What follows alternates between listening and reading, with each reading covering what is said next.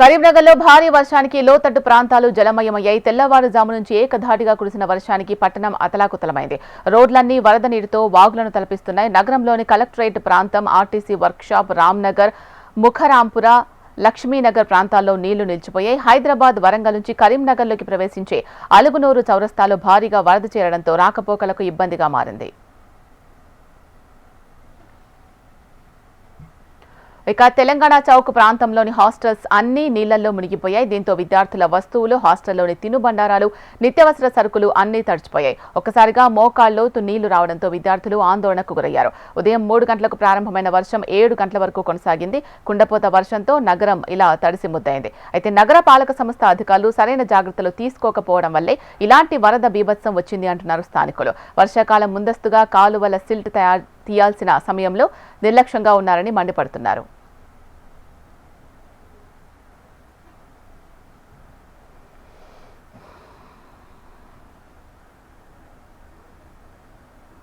ఉదయం నుంచి కంటిన్యూగా వర్షం పడడం వల్ల కొంత కరీంనగర్లో కొంత లోతట్టు ప్రాంతాలకు సంబంధించి కొంత నీళ్లు రావడం జరిగింది. గత 10 సంవత్సరాలుగా మరి గత పాలకులు కొంత లోతట్టు ప్రాంతాల మీద దృష్టి కేంద్రీకరించకుండా ప్రధాన రహదారుల మీద దృష్టి కేంద్రించడం వల్ల ఇబ్బందులు ఏర్పడ్డాయి. కానీ దాన్ని తప్పకుండా గత సంవత్సరం కూడా కొంత ఎక్కడికక్కడ ఇబ్బందులు తొలగించినాము. ఇప్పుడు కూడా మరి ఏదైతే ఈ 2 టౌన్ పక్కకున్నటువంటి మెయిన్ డ్రైన్ ఏదైతే ఉందో దాన్ని ఇంకా సిల్ట్ గతంలో మొన్నటి వరకు తీసినాం, కానీ ఇంకా దాని డెప్త్ మరి దాన్ని తీయాల్సిన అవసరం ఉంది. అదేవిధంగా ఈ నీళ్ళు ఏ విధంగా బయటకు వెళ్ళాలని దాన్ని ఆలోచన చేస్తామో ఇప్పుడే మరి టౌన్ ప్లానింగ్ వాళ్ళని పిలిచి అది మళ్ళీ ఇటువంటి సమస్య తలెత్తద్దని చెప్పడం జరిగింది. అదేవిధంగా లక్ష్మీనగర్ కావచ్చు, వి పార్క్ ఏరియా కావచ్చు, వీటన్నిటి కూడా శాశ్వత పరిష్కారం కోసం మేము మరి అంచనాలు తయారు చేసి వెంటనే నిధులు కేటాయించి అవసరమైతే మా సుడా నిధుల లేకపోతే జనరల్ ఫండ్ నుంచి దాన్ని పరిష్కరించడం కోసం యుద్ధ ప్రాతిపదికన చేయాలని చెప్పడం జరిగింది. వీరన్నిటిని కూడా సాధ్యమైన తొందరలో దాదాపు నెల రోజుల లోపల పూర్తి స్థాయిలో వర్షాలు కనుక కొద్దిగా తగ్గుముఖం పడితే వెంటనే పరిష్కరించడం కోసం మేము శాయశక్తుల కృషి చేస్తాం.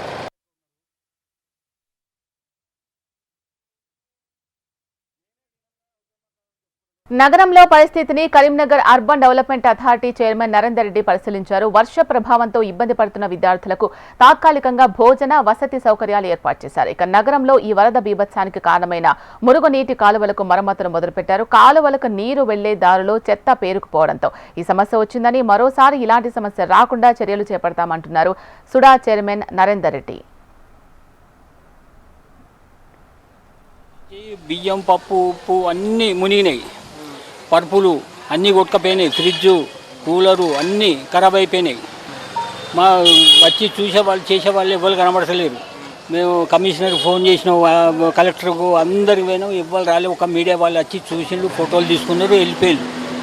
ఎప్పుడు ఇదే పరిస్థితి మాకు 10 సంవత్సరాల నుంచి ఇట్లా జరుగుతుంది మాకు. మేము అప్లికేషన్ పెట్టినాం, కమిషనర్ దగ్గర పోయినాం, కలెక్టర్ దగ్గర పోయినాం. మొత్తం ఫస్ట్ ఫ్లోర్ మిగిలింది, గ్రౌండ్ ఫ్లోర్ మొత్తం మునిగినాయి. బండ్లు కొట్టుకపోయినాయి. మాకు బట్టలన్నీ ఖరాబ్ అయిపోయినాయి. బియ్యం, పప్పులు అన్నీ తడిచిపోయినాయి. మాకు 5 లక్షల రూపాయలు నష్టం జరిగింది ఇప్పటి వరకు. మేము 15-20 లక్షల మరమ్మతు చేసి ఇక్కడ అన్ని ఇసుకలు తెచ్చిపెట్టినా నాకు మొత్తం నాన్నే, దీంతో 3వసారి నాన్నయి. మమ్మల్ని ఏం చేయమంటారు? నెలకు 50,000 కిరాయి కట్టాలి. పిల్లలంతా వెళ్ళిపోతుర్రు. మరి ఏం చేయమంటారు? మా గల్లీని మీరు కొంచెం అంతా ఆలోచించి మాకు చేయాలి. హాస్టల్ నేను కిరాయి పట్టి అన్ని సామాన్లు తెచ్చి నేను నడుపుతున్నా. 4 సంవత్సరాలే. 4 సంవత్సరాలకు నీరు నష్టమైంది, ఇప్పుడు నష్టమైంది. ఎప్పుడు ఎవరు పట్టించుకోలేదు.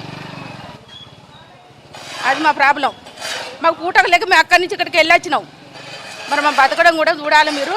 ఇప్పుడు కిరాయిలు కట్టంది ఓనర్లు ఊకోరు, పిల్లలంతా వెళ్ళిపోతారు. అన్ని పరుపులు, బల్లలు అన్నీ నాణ్యాయి, మొత్తం నాణ్యాయి. ఇప్పుడు మళ్ళీ కొనాలంటే మళ్ళీ నాకు ఎంత పైసా కావాలి? నేను ఓనర్ కడ తేవాలి, పిల్లల కడ తెచ్చి పెట్టాలి. మాకు ఇంటికాడ కూడా ఏం లేదు.